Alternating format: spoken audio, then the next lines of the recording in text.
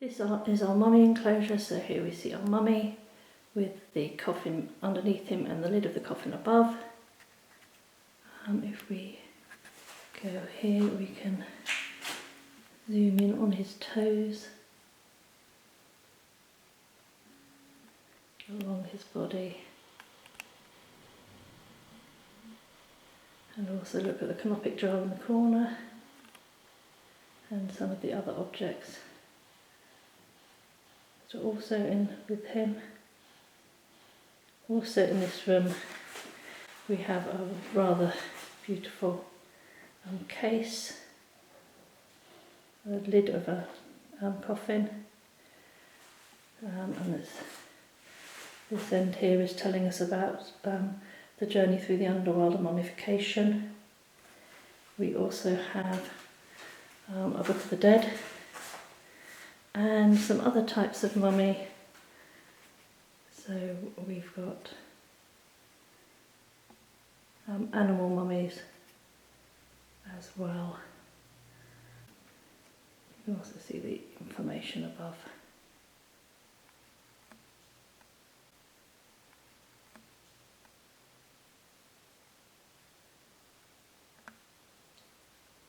And then finally just back to our mummy again. So at the museum we do a lot of Egyptian workshops because we have our mummy, and this is one of the activities we do with the children, and it's mummifying a toy. So you will need a small toy. Mine's a small cuddly, but we use a conforming back bandage which is about 5 meters long, and that will do a small cuddly or a Barbie or an action man. So the advantage of a conforming back is it's slightly stretchy, and that helps. When you start, you need to start, as you can see from my toy, we wrap all the way round. We don't do arms and legs separately, so everything needs to be squidged together and then all the way round. Start with his feet and wrap the end of the bandage in. Hopefully you can see how I've wrapped the end of the bandage in there. And as you wrap, you need to make sure you don't overlap it too much. You keep it nice and tight.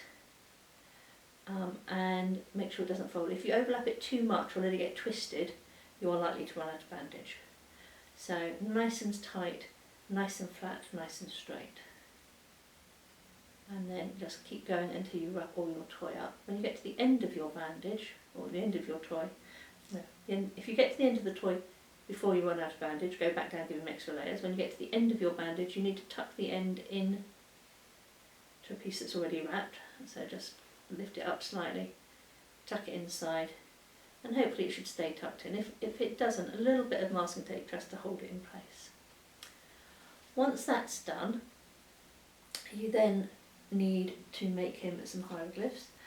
At the museum we use a piece of papyrus, and this is mine. You can see drawn some hieroglyphs on it, a hieroglyph chart, and so you could perhaps write your name, you could write your toy's name, or you could just do the hieroglyphs you like best. Once that's done, so just do them on a piece of paper. Once that's done, a hoop of masking tape on the back, and they stick to the front of your toy like that. What we should have done before we done that is put some amulets in, and we use little animal sequins. And if I take that off on mine, you hopefully be able to see he's got two. He's got a little green one here and a little silver one tucked in there. And the amulets are just to keep them safe in the afterlife, to bring them good luck. So you could, either if you haven't got sequins, you could draw some little amulets and stick them in, so they go in the bandages. And then your hieroglyphs go over the top, and then the last thing you need is your death mask. So draw a face, colour it in, cut it out, and again, piece of masking tape goes on the front like that. So when you are done, you should have a little mummified toy. So have fun doing that, and hopefully you've enjoyed seeing the mummy, and hopefully we'll see you back at the museum soon. Bye.